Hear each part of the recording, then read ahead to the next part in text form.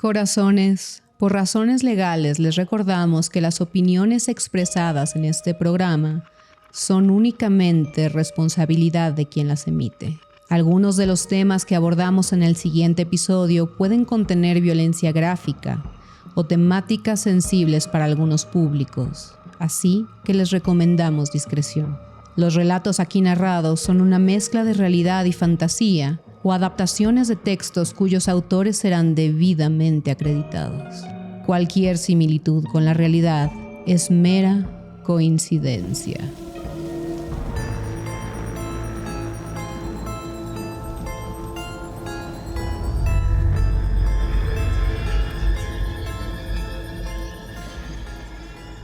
Bienvenidos a Noche de Freaks, un espacio liminal en donde tus historias dejan de ser leyendas y comienzan a sentirse demasiado reales. Aquí no sabemos qué es sugestión, qué es realidad. O qué podría quedarse con ustedes después de escucharnos. Yo soy Shanique. Yo soy Meme Cristo. Recuerden dejar su likecito aquí abajo, su comentario de más de 3 palabras y no olviden suscribirse. Y si ustedes tienen una historia de terror, algo paranormal o el muerto ya no se les sube como antes, nos pueden mandar el relato a tengounsusto@nochedefreaks.com. ¿Estás listo? Estoy listo. Tenemos 6 historias espeluznantes, terroríficas y suculentas. Me gustaría arrancar el día de hoy, si me lo permites. Claro que sí, las damas primero. Me encantó. Te voy a contar una historia llamada La Camioneta Misteriosa. ¿Estás lista? Estoy lista. Vamos a ver cuándo.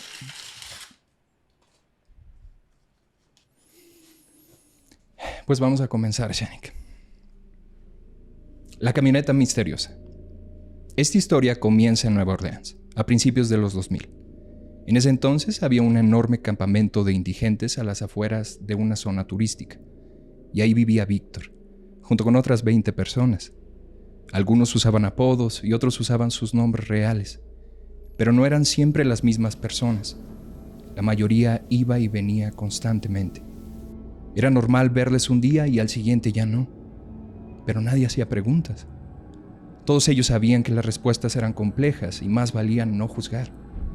Al final, cada quien estaba demasiado ocupado intentando sobrevivir. Generalmente, Víctor compartía una carpa con una chica conocida como TJ. No hablaban mucho, pero llevaban tantos años conviviendo que se consideraban amigos. Algunas veces hasta se habían confesado secretos oscuros de sus vidas pasadas. Una noche, cerca de las 11, el campamento ya estaba casi en silencio. La calma se terminó cuando una camioneta negra apareció en la oscuridad. Se detuvo justo enfrente de las carpas.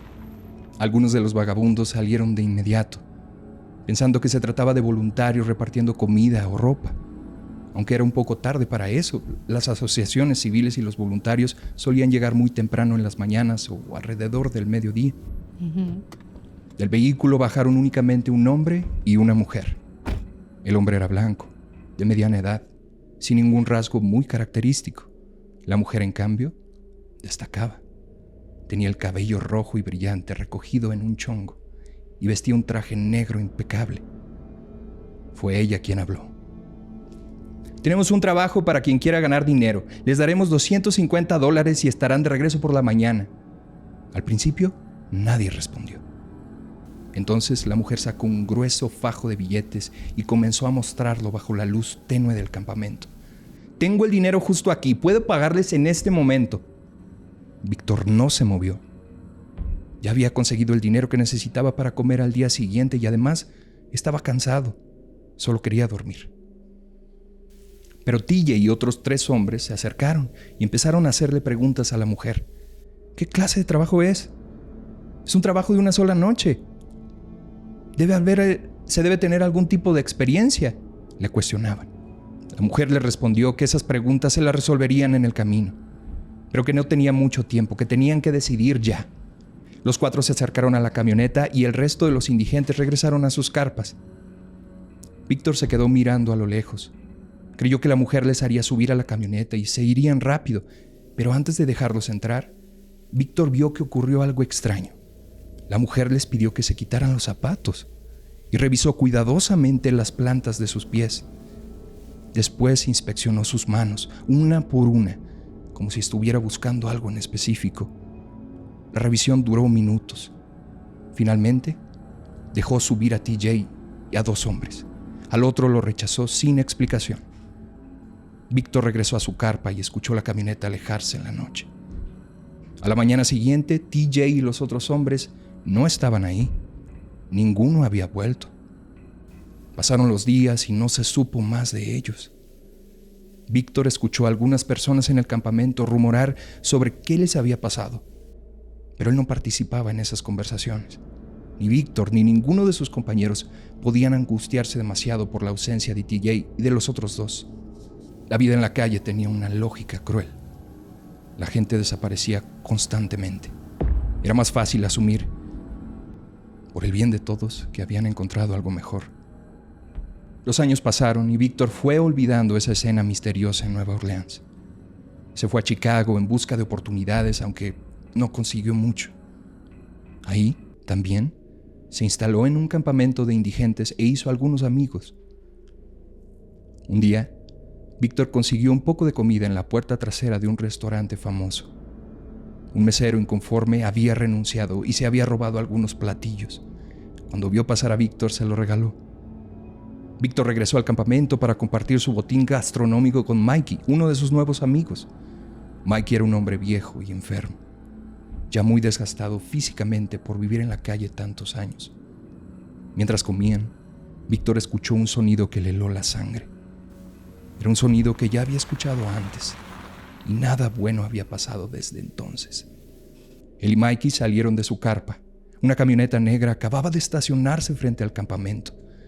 Por un instante, Víctor sintió que había retrocedido años en el tiempo, y entonces los vio bajar. Era la misma pareja de hacía años, en Nueva Orleans, el mismo hombre, la misma mujer pelirroja. Esta vez no llevaba traje, pero Víctor reconoció inmediatamente el chongo del cabello perfectamente peinado de ella. La mujer sonrió y dijo exactamente las mismas palabras que en el pasado.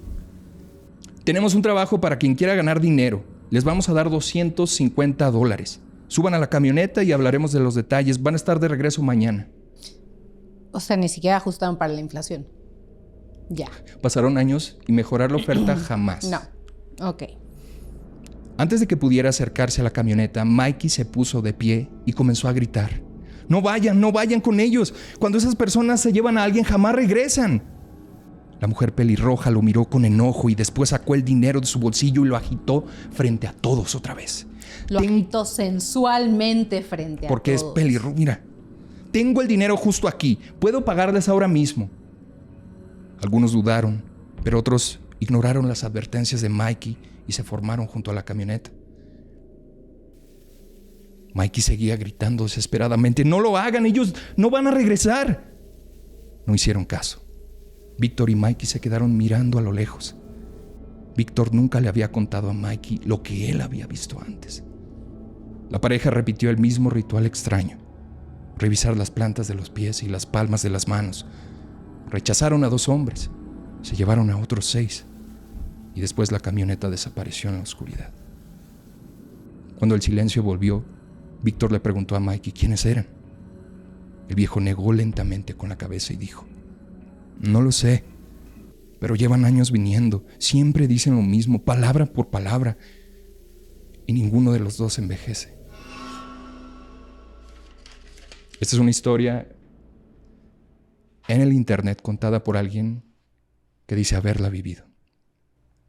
Cuando dijiste que era una camioneta misteriosa, lo primero que pensé es que ibas a contar... La migra. No. Y pensé que ibas a contar la verdadera historia de las camionetas del Fierro Viejo. ¿Para qué tiene ese Fierro Viejo? ¿A dónde lo llevan? Porque ¿Qué no piden... hacen con él? ¿Qué le van a hacer? ¿Tú tienes alguna teoría? Sí, tengo una teoría. Pero ¿cuál es tu teoría de esta camioneta y estas personas que no envejecen? Creo que la realidad es más perturbadora que lo que cualquier imaginación nos pudo haber dado. Esas personas, hay un problema muy grave de tráfico de personas en las calles. Entonces, suena el formato, la manera en la que nos lo cuenta suena que algo terrible estaba pasando con personas que se aprovechaban de la gente vulnerable. Pero no creo que tenga que ver nada con lo sobrenatural. Creo que buscan personas así, sin registro, sin hogar, sin datos, sin familia que los busque, y los utilizan, no sé, para explotarlos laboralmente en lugares, en el mejor de los casos. Yo estaría de acuerdo contigo, excepto porque el relato menciona muy específicamente que esas personas no envejecen y llevan años viniendo por personas. Concha nácar. Ahora, ¿por qué las manos y los pies? Eso sí está súper. Querían ver qué tal estaba la aplicación de Concha nácar.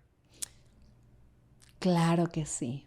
No, creo Que te pones en las plantas de los pies. Muy bien. Este suavecito. Son los de fresca. Sí está muy extraño ese dato. ¿Cuál es tu teoría? Sobre todo con ese detalle de las plantas y las palmas. Yo creo que puede ser que sea más bien como que tráfico de órganos y en las plantas y en las plantas de los pies y de las manos puedan ver más o menos a grandes rasgos cómo está la salud de una persona. Ok. O, ¿sabes qué? Se me ocurrió algo más. ¿Caníbales? No tan trágico, pero probablemente a la hora de explotar un cuerpo para sus órganos, podrían estar buscando que no tengan una adicción que estén tratando de ocultar inyectándose en las plantas de los pies. ¿Por qué no revisarían entonces las venas de los brazos, solo las manos? Está raro, ¿no? Sí. Si ustedes tienen alguna teoría, por favor escríbanla en los comentarios. Pero por ahora me toca a mí asustar a Aarón. Es esta. Muy bien. Llegó por correos mexicanos. Cepomex lo vuelve a hacer.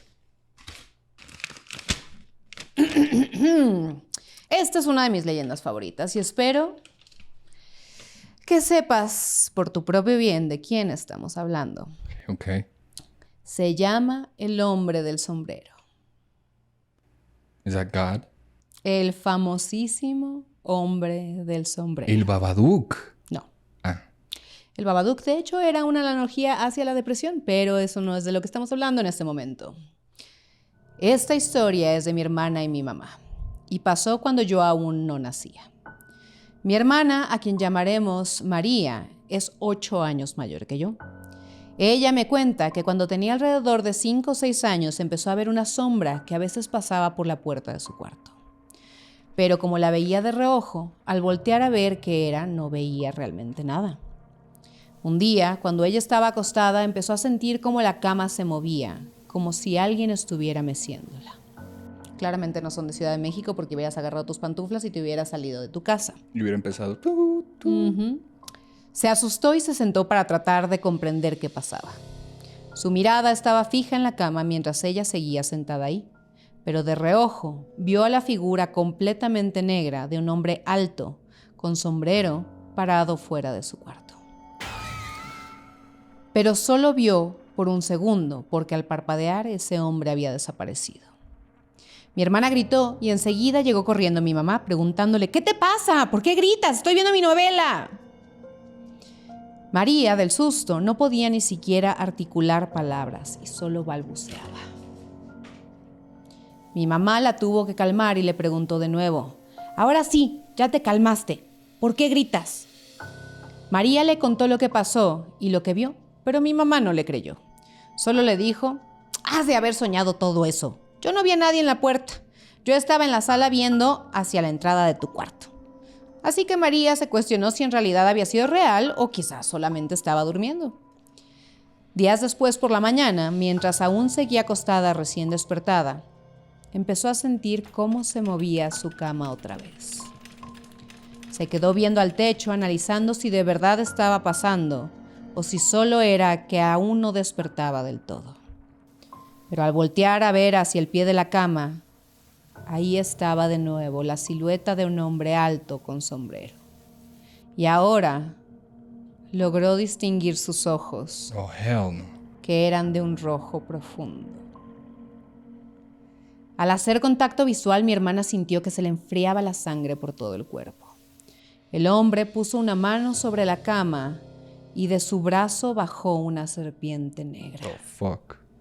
Esta se empezó a deslizar por la cama, pero justo antes de llegar a mi hermana dio un giro y volvió hacia el hombre. Cuando la serpiente se dirigió hacia María, ella pudo gritar muy fuerte. Inmediatamente mi mamá entró al cuarto casi azotando la puerta. Llegó con ella, que claro estaba asustadísima. Se sentó del lado y le preguntó qué pasó. María le contó todo, pero mi mamá le dijo: ¿de qué estás hablando? No había nadie en el cuarto cuando yo entré a verte. La mamá me encanta mandando a todos al diablo. Mamá mexicana. En ese momento, detrás de mi madre se apareció de nuevo la silueta del hombre, con su mirada penetrante viendo hacia María. Entonces mi hermana le dijo a mi mamá: ¡ahí está, ma! ¡Detrás de ti! Mi mamá volteó, pero no había nada. Cuando mi mamá volteó de nuevo a ver a mi hermana, esa silueta siniestra volvió a aparecer detrás de ella mientras mi mamá le decía: ¿qué te pasa? Ya no estoy jugando. Deja de decir esas cosas, no hay nada. Mi hermana lo único que podía hacer era ver cómo esa figura la veía.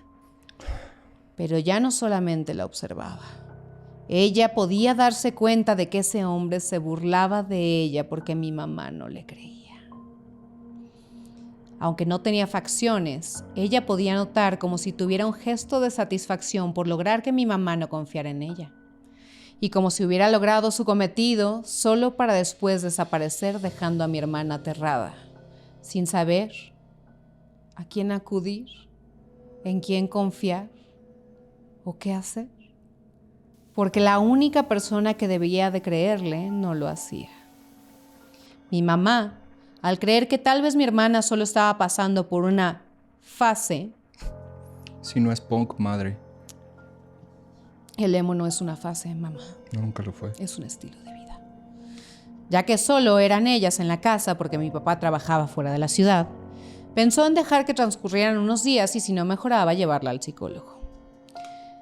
Al siguiente día, ya siendo lunes, mi mamá llevó a mi hermana a la escuela, terminó los pendientes de la casa y se recostó para descansar un rato, quedándose dormida.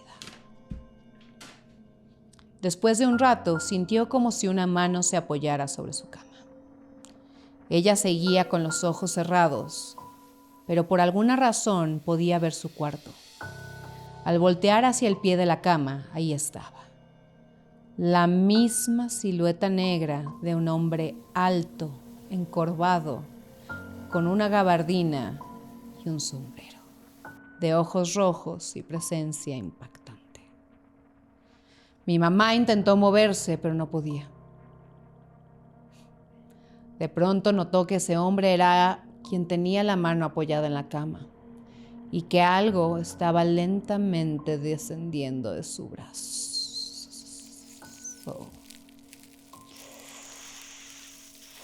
Era la misma serpiente negra que María había descrito. Al ver eso, notó cómo ese hombre se reía. No lograba verle la cara, pero en su mirada se notaba cómo se burlaba de ella. Ahí entendió que mi hermana decía la verdad. Cuando la serpiente se empezó a deslizar hacia ella, solo pudo decir en su mente: «Dios mío, sé que nunca me has dejado sola, por favor, ayúdame». En ese momento, escuchó cómo se giró la manija de la puerta. La puerta se abrió y una luz blanca entró, de esas que encandilan y no te dejan ver. Desvaneció esa sombra siniestra que estaba por dañar a mi mamá. De pronto, de la luz emergió un susurro que decía: «Tranquila, todo va a estar bien».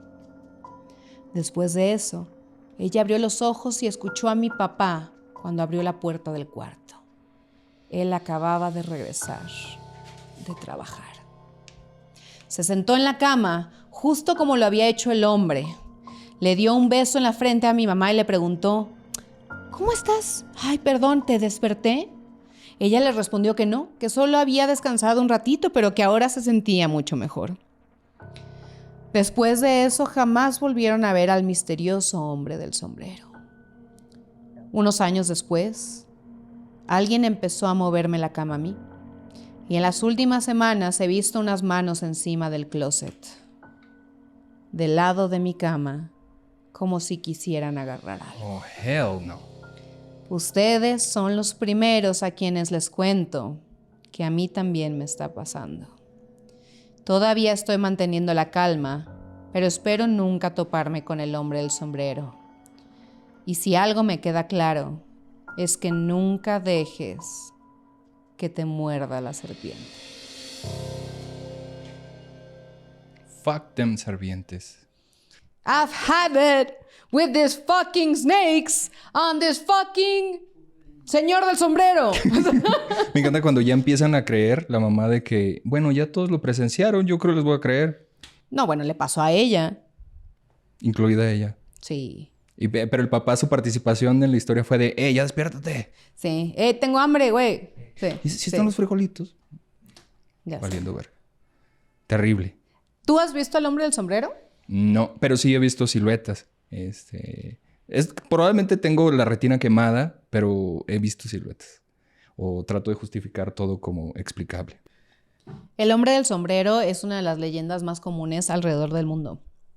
O sea, de que sin conectarse... No importa si estás en México, Bolivia, Japón, Perú. ¿Pero cambia el diseño del sombrero? No cambia el diseño del sombrero porque nunca se ve el sombrero. Solo se ve que tiene un sombrero. Ah, ok. Y hay fuertes teorías de personas que le saben. Yo no estoy diciendo que le sepa, solo estoy diciendo que hay personas que le saben que dicen que este hombre del sombrero es en realidad un demonio. Pero es el mismo demonio que se le aparece a muchas personas. Pues qué interesante decisión de fashion para un demonio. La verdad es que se le ve muy bien. I love it. Hasta salió en K-Pop Demon Hunters. Ah, me encanta. Por eso tiene un sombrerito el gato que le roba a su pajarito. Es referencia, pues. Esa es la referencia. Bueno, los Aya Boys, cuando están en modo demonio, también tienen sombreros. Tienes razón.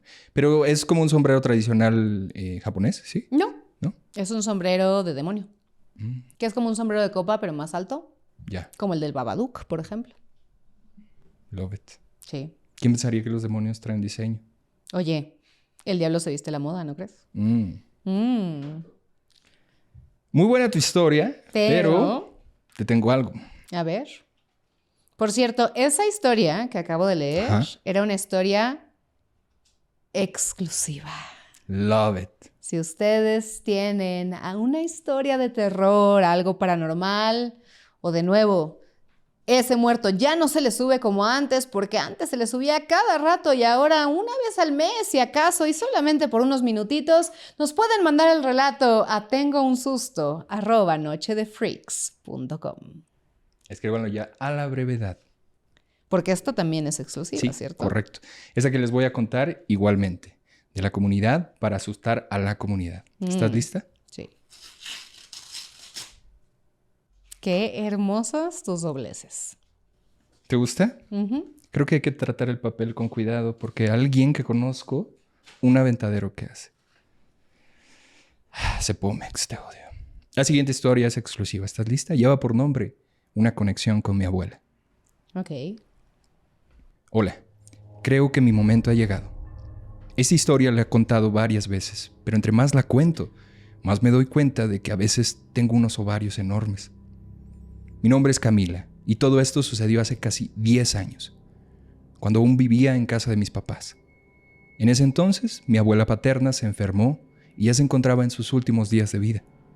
Yo ya había terminado la universidad y tenía tiempo libre, así que apoyaba a mis papás cuando había que cuidar a mi abuela mientras ellos trabajaban. Las dos nos quedábamos en casa de ellos y pasábamos el rato. Esa casa ya tenía antecedentes de sucesos paranormales. Era algo tan común que lo normalizamos. Pasos en la planta alta cuando no había nadie, ruidos en la cocina, rechinidos en los sillones y en las camas. Incluso había un niño que se aparecía en la cocina y a quien habíamos visto diferentes personas en diferentes ocasiones. Pero esas son historias para otra ocasión. Los rechinidos de la cama son normales, ¿no? O sea... Más si los papás estaban estresadillos ahí por el tema de la abuela. Para liberar estrés. Pasar tanto tiempo juntas en esa casa extraña nos conectó de alguna manera. Nunca habíamos sido cercanas, ni habíamos tenido una relación cariñosa. La conexión que formamos en esos días tampoco era una relación convencional. Su enfermedad le había causado problemas mentales y muchas veces ya no era consciente de lo que estaba pasando. Más o menos un mes antes de su muerte, comencé a tener pesadillas, de esas horribles que te despiertan con dolor en el pecho. Los sueños comenzaban normales y poco a poco se tornaban más oscuros. En cada sueño había objetos o personas que resaltaban. Por ejemplo, Una noche mi pesadilla involucró una cama de hospital vieja. Una de esas que salen en las películas de terror, que tienen resortes en la base. La cama respiraba. Y yo me la quedaba viendo por minutos. Al día siguiente de esa precisa pesadilla, cuando llegué a cuidar a mi abuela, me encontré con que le habían conseguido una cama de hospital. Era la misma cama de mi sueño. Cuando me acerqué a verla con atención, me di cuenta de que le habían puesto un colchón de agua para evitar que a mi abuela le salieran úlceras por posición. Por obvias razones, el agua dentro del colchón se movía. Se movía como si estuviera respirando. No te voy a mentir. Cuando la vi por primera vez me quedé sin aire, me dio pánico. Nunca antes había visto esa cama, ni tenía conocimiento de que la iban a instalar, ni nada por el estilo. Y así siguió pasando con más pesadillas. Cada vez que yo soñaba algo y despertaba aterrada, al día siguiente ese algo se cruzaba en mi camino. Con el paso de los días, mi abuela seguía empeorando y las cosas raras en la casa también aumentaban. En las noches tocaban la puerta de mi cuarto cuando ya no había nadie despierto. Las primeras veces me levanté a abrir. No había nadie, así que dejé de hacerlo y empecé a buscar justificaciones. ¿Será algún bicho? ¿Algo? ¿Un bicho? Y por si no fuera suficiente, comenzaron a tocar el cristal de la ventana de mi cuarto.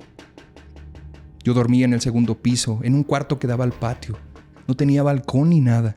No había manera de que alguien estuviera afuera tocando la ventana. Se escuchaba claramente como si alguien estuviera tocando el cristal con las uñas. Aún lo recuerdo y me dan escalofríos. Y no, Shanique, ahí no paró. Durante días intenté mantener la calma para no alarmar a nadie. Después de todo, toda mi familia estaba en un momento muy difícil y yo no tenía intenciones de empeorarlo con relatos de sueños y ruidos extraños. Pero toda esa calma y sosiego terminaron una noche en particular. Ese día salí con unas amigas y regresé ya tarde. Intenté no hacer ruido al abrir la puerta para no despertar a nadie. Tuve especial cuidado cuando pasé por la habitación de mi abuela, porque desde que le compraron el colchón de agua le costaba mucho trabajo volverse a dormir, y si se despertaba iba a ser muy difícil. Entré a mi cuarto, me puse la pijama y me acosté. Me estaba quedando dormida cuando me despertó el ruido de mi puerta abriéndose. Pensé, es mi mamá, viene a verme porque llegué tarde, solo quiere ver que estoy bien. No abrí los ojos ni volteé. Escuché pasos hacia la cama y sentí que se acostó detrás de mí. Sentí perfectamente el peso en el colchón y el crujido de la cama como si alguien se estuviera acostando. Cuando dejó de moverse, me volteé para abrazar a mi mamá y preguntarle a qué había venido. Pero al no obtener respuesta, abrí los ojos. No había absolutamente nadie. Con el corazón corriendo al máximo, me abracé a mi almohada y después de mucho tiempo finalmente me quedé dormida. Soñé con mi abuela. La vi ahí parada, mirándome, respirando como su colchón de agua, pero sin hablarme y con la mirada perdida en el horizonte. Al día siguiente me desperté inusualmente tarde, como si mi cuerpo no hubiera salido del sueño aún. Cuando me levanté no escuché a nadie en la casa. Había un silencio extraño. Caminé lentamente al cuarto de mi abuela. No estaba. La cama de hospital estaba ahí, vacía. Era la primera vez en semanas que no encontraba el objeto de mis sueños al día siguiente. Mi abuela había fallecido en la madrugada. Mis papás se habían despertado muy temprano y habían llamado a la funeraria para que se la llevaran y yo no los pudiera ver. Cuando supe de la muerte, sentí un vacío. Mi conexión con mi abuela había sido reciente y corta, sí, además de rara y sin palabras, pero aún así sentía que había un hueco en mi estómago todo el tiempo. Seguí teniendo pesadillas. Desde entonces todos mis sueños son abstractos. Todavía despierto espantada en las noches, pero ya no veo objetos. Más bien, lo que me persigue son vacíos, espacios blancos, lugares oscuros, sin fin, sin forma. Los objetos nunca regresaron. Mi abuela tampoco. Me parece muy curioso que ahora los sueños de esta persona que nos escribió a tengounsusto@nochedefreaks.com se parezcan a la mente de alguien que está olvidando sus recuerdos, como le pasaba a la abuela en sus últimos días. Yo creo que esa conexión sigue ahí. Subsistió, claro. Qué bonita interpretación, porque sí, justamente de que sus sueños dejaron de ser tal vez este duelo por lo que pasaba inadvertidamente y se volvieron representaciones abstractas de lo último que ella estaba pensando. Conectó. Sí. Ajá. Wow, I love that.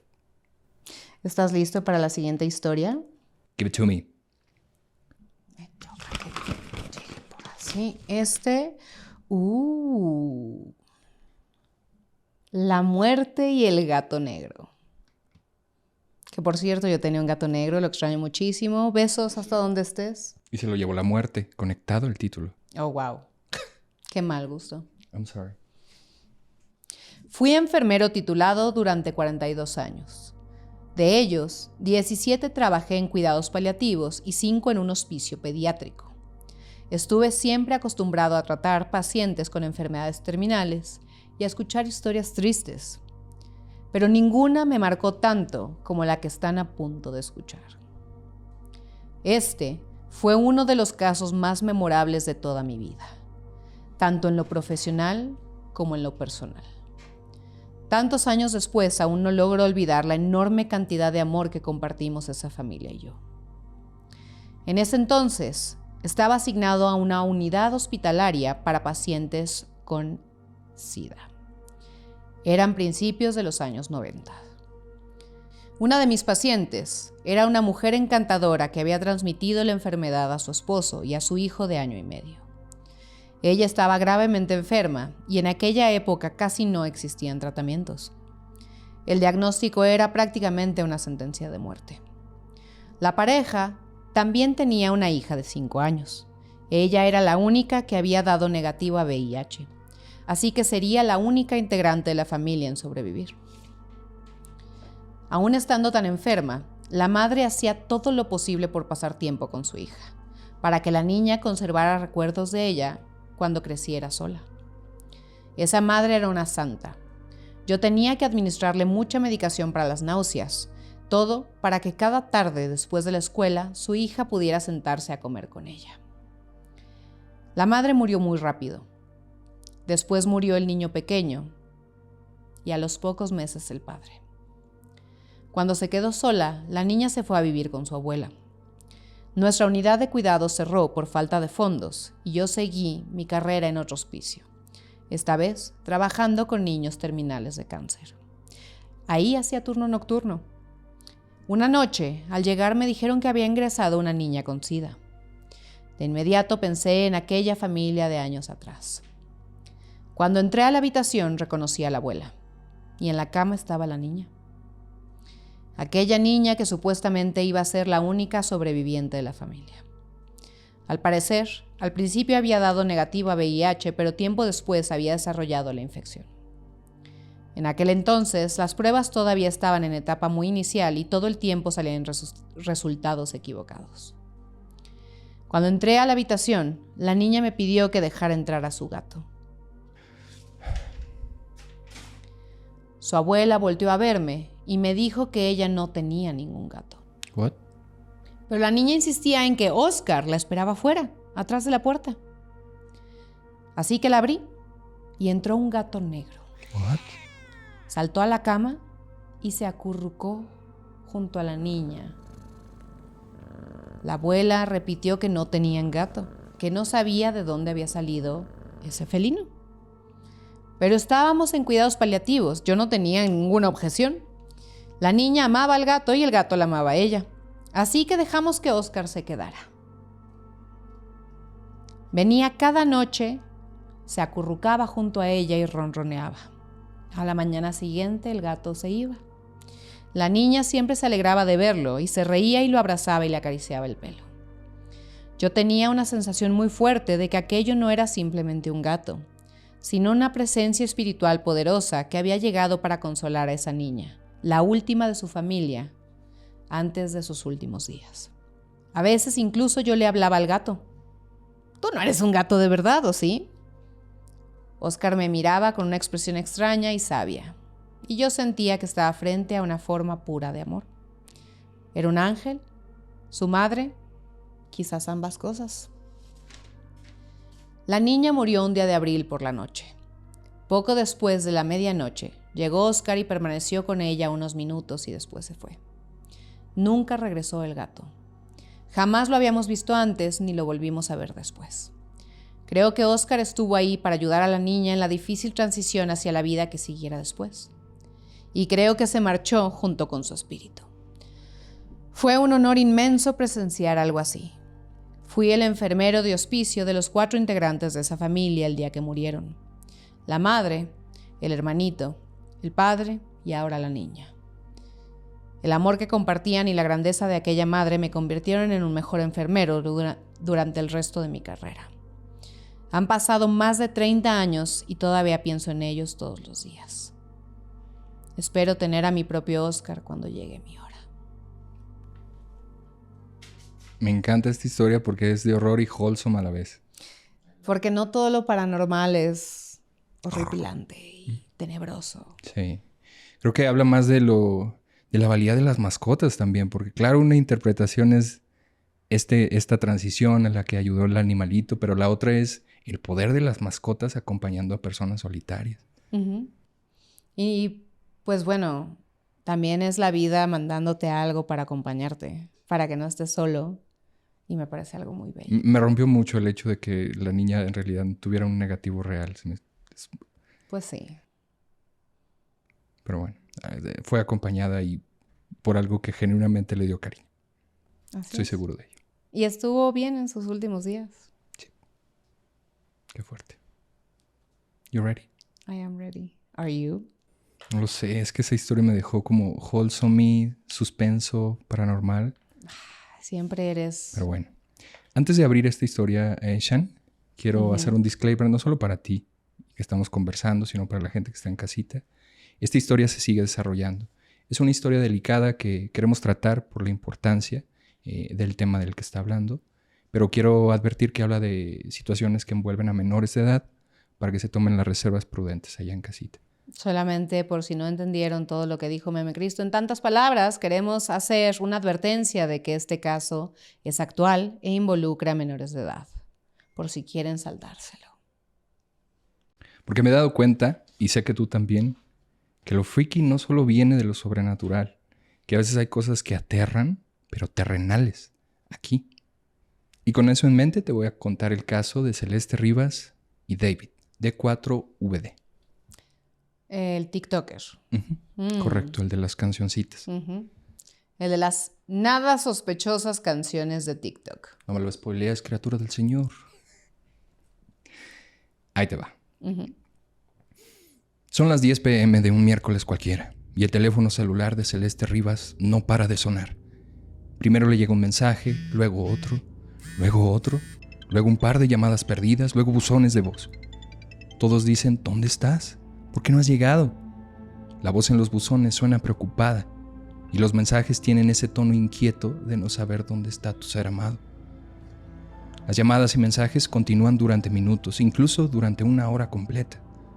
Pero después de eso, nada. Silencio total. Como si el hombre que le estuviera escribiendo se hubiera dado por vencido. Como si se hubiera resignado a que Celeste Rivas, de tan solo 14 años, nunca más respondería. Como si él mismo se hubiera asegurado de que Celeste no pudiera responder. El hombre que le envió los mensajes a Celeste es David Anthony Burke, un cantante de 21 años, mejor conocido en el medio artístico como David, D4VD. David y Celeste se conocieron a través de redes sociales en 2022. Él tenía casi 17 años y ella 11. 11. Para entonces, David ya componía música y estaba a tan solo unos meses de tener su primer gran éxito comercial, una canción llamada Romantic Homicide. Celeste era una niña normal, cursando la primaria en un pequeño pueblo del sur de California. Las interacciones de ambos se extendieron y se hicieron cada vez más habituales. Al poco tiempo empezaron una relación y la naturaleza de los mensajes subió de tono, convirtiéndose en un intercambio romántico y sexual. Les recuerdo que Celeste tenía 11 años. Es perturbador tener ese número en la cabeza durante toda esta historia. Sus mensajes de texto de aquel entonces demuestran que el par se había conocido ya en persona y que habían sostenido relaciones sexuales y salidas frecuentes. Celeste tenía 13 años y David 18. No sabemos mucho de lo que hacía la familia de Celeste en ese tiempo. Presuntamente sus papás y hermano estaban enterados de que Celeste conocía a algún cantante viral de TikTok. Bueno, que lo conocía, no que salía con él, Ajá. no que... Como que tenía la noción, pero muy limitada la información. Pero hasta hoy no hay información pública de que la familia supiera que David ejercía violencia sexual sobre su hija, al tener relaciones con ella siendo menor de edad. Lo que sí se sabe es que en febrero de 2024, la familia de Celeste la reportó como desaparecida. La investigación comenzó rápido y al revisar los registros telefónicos del celular de Celeste, un policía tocó a la puerta de David para preguntar por ella. Buenas tardes, somos del departamento del sheriff del condado de Riverside. Sabemos que Celeste Rivas estuvo en constante comunicación con usted. Los padres de Celeste no saben dónde está y queríamos preguntarle si sabe algo al respecto. David respondió que su última comunicación con ella había sido hace 3 o 4 días y que no sabía dónde se encontraba. Celeste Rivas es menor de edad, ¿lo sabía? No estaba enterado. La policía lo miró a los ojos y le advirtió. Tiene 13 años y actualmente está desaparecida. Apenas 2 días después de que la policía se presentó a la puerta de David, Celeste regresó a casa de sus padres. El momento de su retorno fue tenso. Le quitaron su teléfono y aparentemente la relación familiar empeoró. Amigos de Celeste dijeron que ella bromeaba todo el tiempo sobre huir de su casa y mencionaba que no se llevaba bien con nadie de su familia. Nada de eso detuvo a David. A pesar de que los policías le habían aclarado que era una menor de edad, él quería seguir en contacto con ella y encontró la manera de pagarle $1,000 a un compañero de la escuela de Celeste para que le diera a escondidas un celular nuevo. 2 meses después, David invitó a Celeste a ver una película. Las horas pasaron y sin tener noticias de ellas, la familia de Celeste volvió a reportarla como desaparecida. Esta vez, Celeste no regresó. Los siguientes 12 meses fueron una temporada turbulenta para David y Celeste. Por un lado, se sentían libres. Celeste podía encontrarse con David cuando quisieran, sin la intromisión ni los regaños de sus padres. Los registros policiales demuestran que viajaron juntos a Las Vegas, a Texas, hasta a Londres. Y Celeste se quedó varios fines de semana en la casa de David. ¿Cómo? Se la llevó hasta Londres. No sé qué tipo de capacidades tenga un monstruo para eliminar los rastros. Yo creo que teniendo acceso, por ejemplo, a jets privados, algo pudo haber hecho con eso. Pero hasta ahora solo podemos teorizar, ¿no? Esa parte de la historia, pues. Por otro lado, en la relación existían constantes peleas. Durante ese tiempo, sus mensajes de texto incluyeron referencias sexuales, conversaciones sobre embarazo, sobre aborto. La relación parecía tormentosa. ¿Cuántos años tiene en este punto? 18, 13. 13. O sea, sigue teniendo 13 años. 13 Estamos hablando de una niña de 13 años. Hablando de embarazos y desembarazos. Continúa.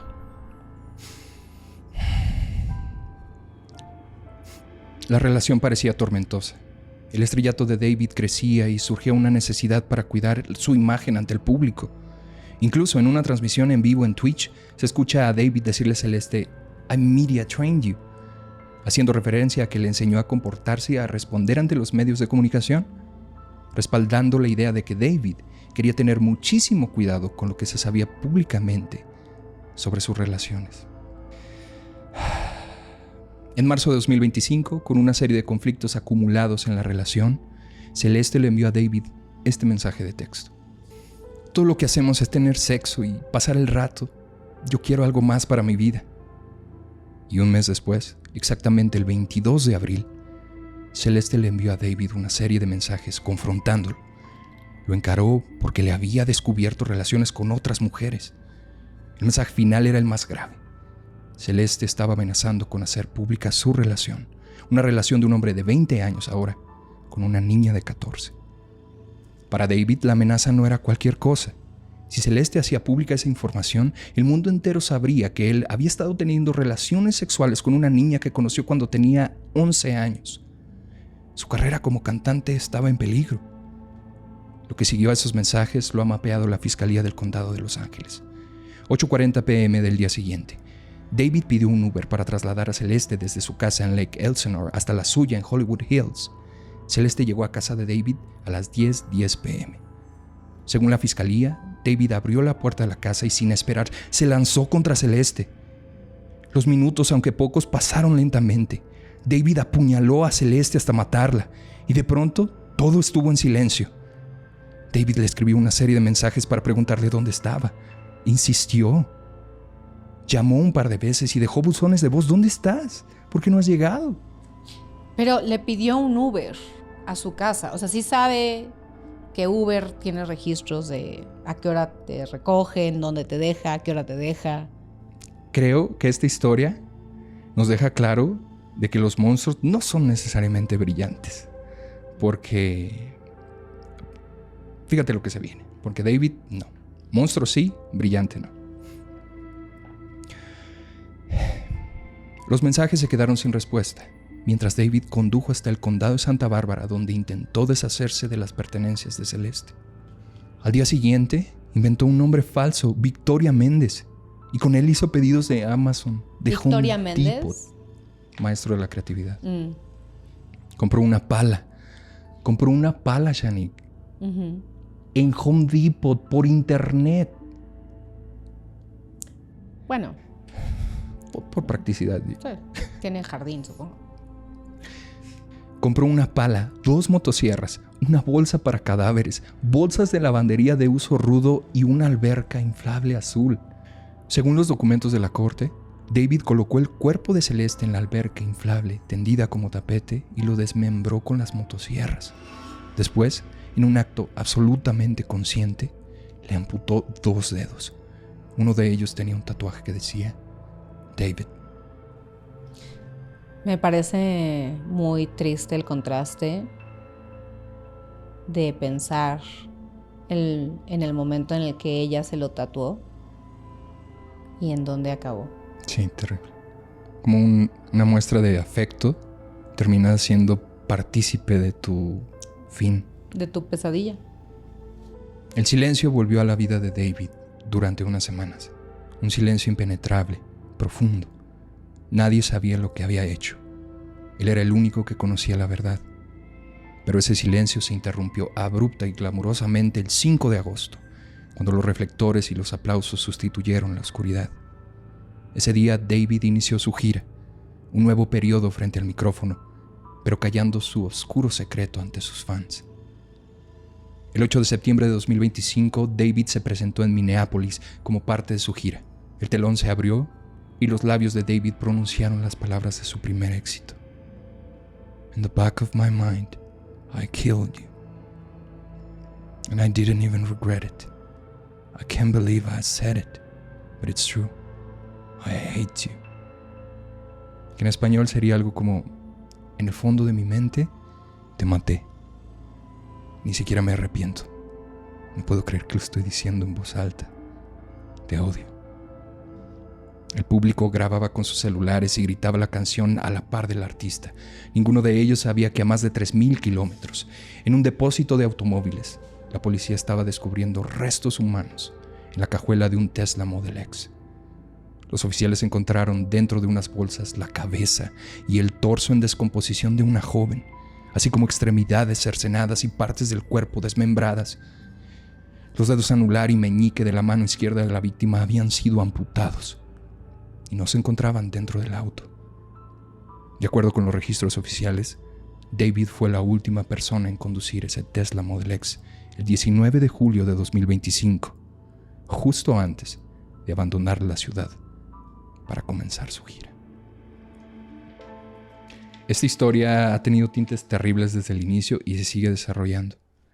Pero yo me acuerdo de la noticia de cuando encontraron a Celeste en el coche de David. sí.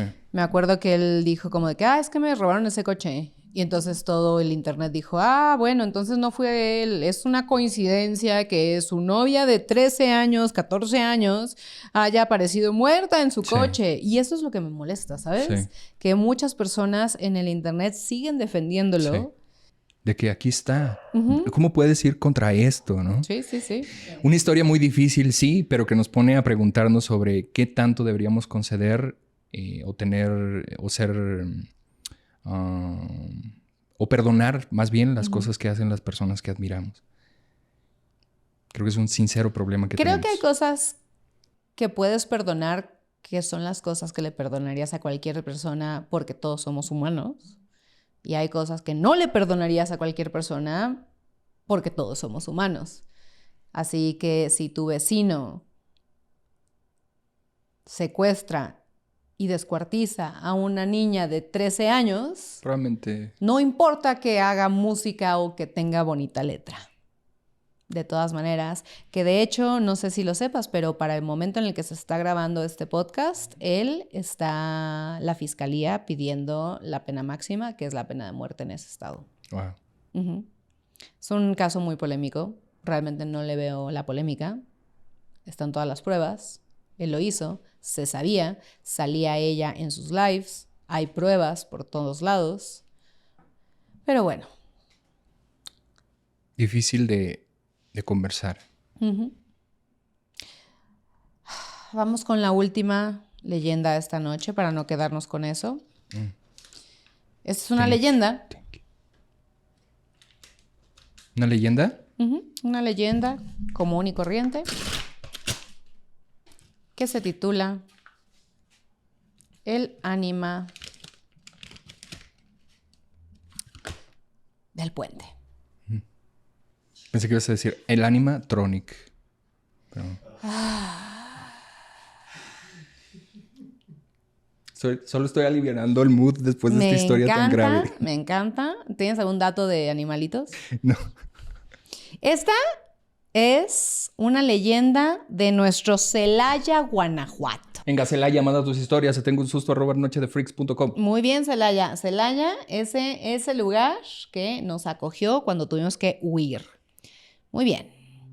Se cuenta que un día el fray Juan del Espíritu Santo se encontraba paseando por los largos pasillos del convento, como solía hacer cuando reflexionaba.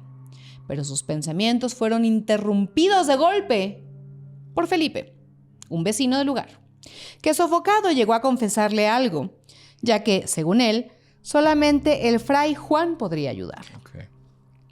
El fray llevó al señor al confesionario para que pudieran hablar con absoluta tranquilidad. Felipe le contó todo lo que había ocurrido. El sacerdote, luego de escucharlo, le dijo que aquello era importante y que tenía que explicarlo ante testigos y no en una confesión. Okay. Por lo que al día siguiente lo esperaría en la iglesia y no quería que le fallara. Ya le apartó el lugarcito. Mientras iba de regreso a su casa, Felipe no podía dejar de preguntarse: ¿para qué querrá testigos el padrecito? ¿Por qué tengo que jurar algo que le dije en confesión? Pues que no me cree. Y así, distraído y a paso rápido, el hombre llegó a su casa. Al día siguiente, Felipe llegó al convento para el encuentro. Para ese momento, el sacerdote ya les había comentado a otros párrocos lo ocurrido, con la intención de que fueran testigos de lo que el hombre contaría. Okay. Estoy intrigadísima de que no sabemos qué le contó. Sí, ni nosotros ni los testigos. Nadie sabe todavía. Una vez reunidos todos, Felipe les relató que su primo, Salvador Hernández de la Garza, había fallecido hacía 3 años en la hacienda de San Nicolás y que a él mismo le había tocado vestirlo para el funeral, Okay. pero que mientras lo hacía, sintió como su primo le apretaba la mano izquierda 3 veces. Oh, hell no. Felipe pensó que eran cosas de su imaginación o, ya sabes, espasmos de muerto. Una vez imaginación, 3, no jodas tampoco. Pues su primo se hallaba bien muerto y que por lo tanto no era posible que pudiera hacerlo. Él jamás había comentado el asunto con nadie, Okay. porque tenía miedo de que se burlaran de él y lo tomaran por loco. Así que mejor decidió olvidar el suceso y suponerlo como algo que produce la mente cuando se niega a creer que la gente muere. Felipe les contó que pasado unas semanas tuvo que ir a San Miguelito, hoy San Miguel Actopan, a recoger maíz, que después iba a vender en el mercado. Para llegar a ese pueblo tenía que atravesar el puente de Silva, y cuando apenas iba a cruzarlo, escuchó una voz que lo llamaba por su nombre. Y esa voz era de nada más y nada menos que de Chabelo. No es cierto. ¿Qué pasó, cuate? Pasando por aquí, cuate. Para sorpresa de nadie, era la voz de su difunto primo Salvador. El hombre creyó volverse loco de espanto y así, muerto de miedo, se echó a correr. Sin embargo, cuanto más corría Felipe, más fuerte y más cerca se escuchaba la voz de su primo. Este le suplicaba a grito pelado que fuera a hablar con el sacerdote para que le dedicaran 3 misas, ya que su alma no podía descansar en paz. En ese punto del relato, los testigos habían ido palideciendo, pero ninguno como Felipe, que no dejaba de jurar que todo lo que decía era verdad. Felipe siguió el relato y les dijo que en ese momento, al pasar aquel lugar, sintió cómo su cuerpo se iba apartando del mundo. Sintió que pasaba por el infierno, el purgatorio y hasta el cielo. Su cuerpo cedió ante tantas emociones y se quedó tirado en el puente de Silva, hasta que su cuñado Melchor lo recogió ya entrada la noche. Cuando éste lo vio tirado, primero pensó que estaba borracho, pero como no percibió ningún olor a alcohol, imaginó que Felipe estaba muy enfermo. Después de escuchar el relato de Felipe, y como vieron que éste no se apaciguaba, el fray Juan y los otros sacerdotes le pidieron que calmara sus nervios y que se quedara tranquilo, pues no eran convenientes para su salud tan severas emociones. También le prometieron ofrecer 3 misas al difunto. Este remedio surtió efecto, porque después de las misas, Felipe estaba más tranquilo y, claro, muy agradecido con el sacerdote, pues gracias a sus santos oficios él ya se sentía en paz. A pesar de todo, a los pocos meses empezaron a llegar varios testimonios, sobre todo de choferes, que aseguraban que veían en el puente una silueta blanca. Incluso otros más atrevidos decían muy seguros que la silueta siempre pide aventón, pero que al subir a sus coches desaparece. Primero que nada, ¿por qué le das raid a una silueta? Pues es que hay que Por ser buena onda. buena onda. ¿Qué te cuesta? También hay personas que dicen que la historia es un invento de los frailes para hacer que la gente cumpla con sus funciones cristianas. Esta leyenda todavía pervive en Celaya y es conocida por mucha gente local, quienes van de visita. Se dice que todo celayense que pasa por el puente Silva lo hace con los ojos cerrados y a toda velocidad. ¡Wow! Muy riesgoso, ¡Wow, wow, wow, wow, wow! Sí. O sea, espero que no sea en coche, ¿no? Porque pasar a toda velocidad con los ojos cerrados en coche por un puente está... Peligrosito. Pues un poquito. Para no ver al fantasma de Salvador Hernández de la Garza, ya que este, siempre que alguien pasa por ahí, les pide aventón. Esto es un relato de Fernando Fernández para La Mano Peluda y otras leyendas de la colonia.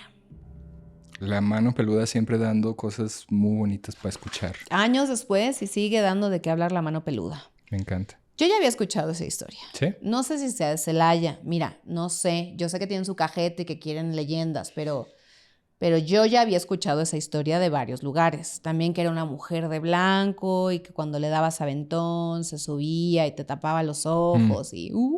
Eso se me hace súper bonito de que en varias regiones hay historias similares, pero de que vienen de un tiempo donde la información no transitaba rápido, ¿no? Simplemente se empezaban a madurar las historias sin que los pueblos supieran qué estaba pasando en el otro y terminaban con como leyendas similares, pues. Exactamente. Bonito. Si tú murieras, o más bien, Eso fue muy súbito, pero bueno. cuando tú mueras, Because we all gonna die. porque todos nos vamos a morir, de las 2 cosas de las que no nos salvamos, como bien lo dijo Joe Black, es de la muerte y de los impuestos. It is what it is. Cuando tú mueras, ¿qué leyenda te gustaría que estuviera atada a tu nombre? Me gustaría que fuera un fin trágico. No, por la leyenda. Como que se contara sobre mi muerte o sobre Exacto. lo que fui. Sobre tu muerte. O sea, pero no sobre tu muerte, sino sobre ti después de muerto. Oh, ok. Como... ¿Qué pasaría conmigo después? En el mundo sobrenatural. Sí, pedirías ride, le jalarías las patas a alguien, te subirías Yo creo encima de alguien. definitivamente... Dios. Yo creo definitivamente no correría con los ojos cerrados en un puente, primero que nada. Segundo, me gustaría aterrar a señoras religiosas, lo siento, pero me gusta mucho la idea de que, oh, por Dios, un hombre alto y flaco y Slenderman o algo así. No, sí, bueno, ok. ¿Tú?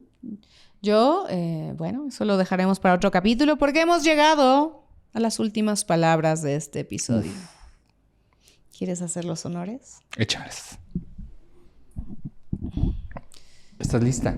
Para las últimas palabras de este bonito episodio, vamos a tomar prestadas las palabras de alguien importante, famoso, ilustre. Así que, ¿cuáles son las últimas palabras de hoy?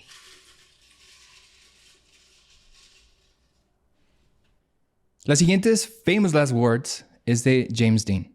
James Dean. El novio de todo el mundo, Di. En realidad, bueno, Es para otro capítulo, Di.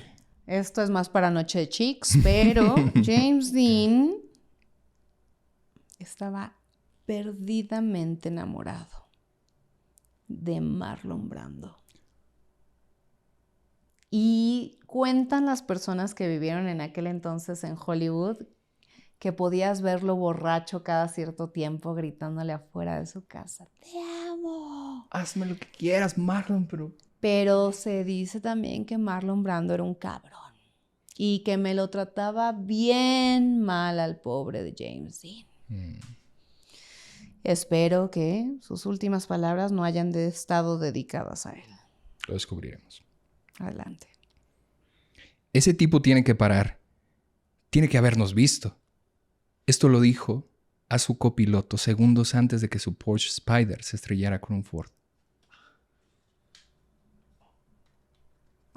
Ni modo que no se detenga, ni modo que se atraviese. Ni modo que me atropelle. ¡Guau! Wow, indeed. ¡Guau!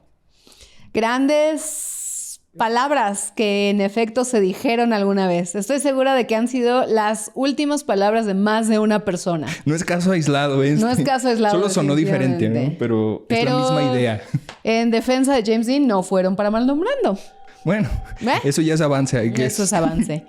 Pues bueno, bebé, creo que hemos llegado al final de este bonito podcast. De este espacio liminal en donde sus historias se vuelven más que solo leyendas. Y se empiezan a sentir demasiado reales. Yo soy Shanique. Yo soy Meme Cristo.